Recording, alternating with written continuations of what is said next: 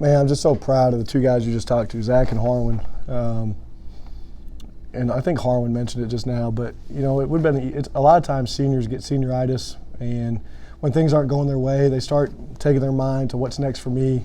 And those two guys never did that.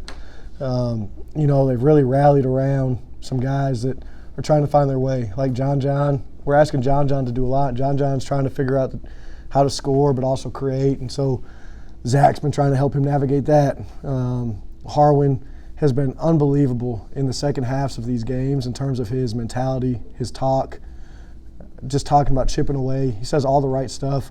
They took ownership at halftime. I told them at New Orleans, I took ownership. That first half at New Orleans was on me. I didn't feel like I had them prepared the right way. I told them at this halftime, I said, that half is not on me. That's on y'all. You got to fix that.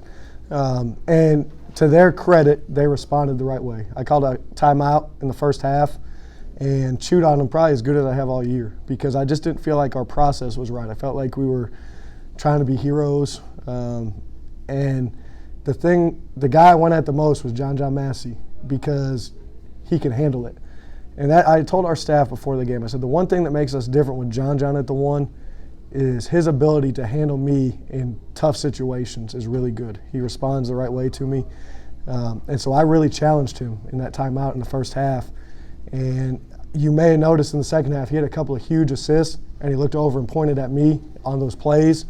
And that was his way of acknowledging to me, I got you, Coach. Like, I heard you, and I'm with you. And so, man, I'm just so proud of our guys. To be down to 7, we really only played 6 tonight. Burzay played a little bit in the first half, but in the second half we only played 6 guys. And New Orleans is the flag bearer of physicality in this league now. I mean, that's what they do. That's who they are.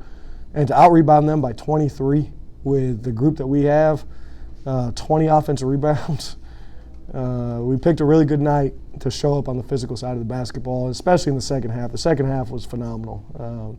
We did so many things well. And our guys, they're so resilient. They use the word. They're so resilient. They're so tough. I'm really happy for them. They deserve this moment. In some ways, I'm kind of glad it came down to this. I'm glad that it came down to having to fight our way in. We had to earn our way into the tournament. And now, from what I gather, we're going to have to earn our way back into our locker room because I don't think we're going to be in our main locker room for this tournament. So I told our guys, we're getting kicked out in our house. We're going to earn our way back in. And so they're up for the challenge. Excited to be playing on Sunday. The fans tonight were awesome. Really appreciate the support. Excited about what lies ahead. You talked about the physicality. We talked all year about what a Southland Conference team looks like. Mm-hmm. Tonight, to me, looked like it, especially DT. Yep. Him and O'Day the big bucket, Mm-hmm. How much grown up are they now compared to where they were? Yeah, I mean, just in the last really week and a half, their numbers have been called a lot more. And John gives us a level of physicality that you don't have with Trey just because he's so big at the point guard spot. We've gone from being a really small team to a fairly big team. DT has it in him. I mean, I've said all along he's one of the elite rebounders, I think, in the country. And you're going to see that as he grows and matures. But tonight, for him to have 15 and 12 against a grown man and Tyson Jackson, Tyson's a big dude. He's been around the block. And DT just was phenomenal against him. He didn't let him get any easy baskets. Tyson only had 1 offensive rebound. I thought DT just absolutely gave us a huge lift. He kept us afloat, and then the rest of the group came around. But, yeah, it was the most physical we played. I told him at halftime, I said, guys, the thing that doesn't make any sense to me is we're up, I think at halftime, 11 on the glass, and we had taken 15 threes. So those don't compute. Like right now we're being a really physical team on the glass, but we're being a really finesse team in how we're selecting our shots. So obviously we have a physical advantage on them on the glass, so let's just be physical in the paint. And let's just pound it in the paint. We got to the bonus early, took 18 free throws in the second half, and that was my message. Let's get to the paint, let's get to the free throw line. And that's how you chip away. That's how we did it at their place. We obviously didn't need the drama late that we had at their place, but our guys really locked in and executed to that part of the game plan in the second half. And what message did O'Day's play send? Because he goes over their top player, knocks him down to the ground. He has to leave for 3 minutes. I mean, I think it just gave the whole crowd, like I said, it electrified the crowd. Our guys, I don't remember if it was to tie it or go up 2, but I know it was a huge play. It was a tie. Was it to tie it? And it felt like it was like hey, we're here. It knocked their best player on the ground. It felt like it took a little bit of air out of their balloon.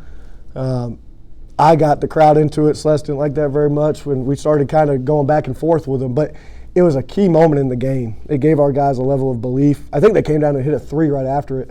But we matched it with a 2 with Christian. And so, yeah, I mean, those 2 freshmen were phenomenal. I mean, Donovan, we talked to him in the first half, like, newsflash, buddy, you're really good in the paint and around the rim and on the glass. You're not great from 3 right now. It's not an indictment. That's just reality. So let's get on the glass and let's get to the free throw line and do those things. And in the second half, he took no threes, made a layup, made the putback, got to the free throw line and made his shot. So really proud for those 2 guys. DT had our best plus minus of the game. I finally wised up and got him back in the game late. We went big.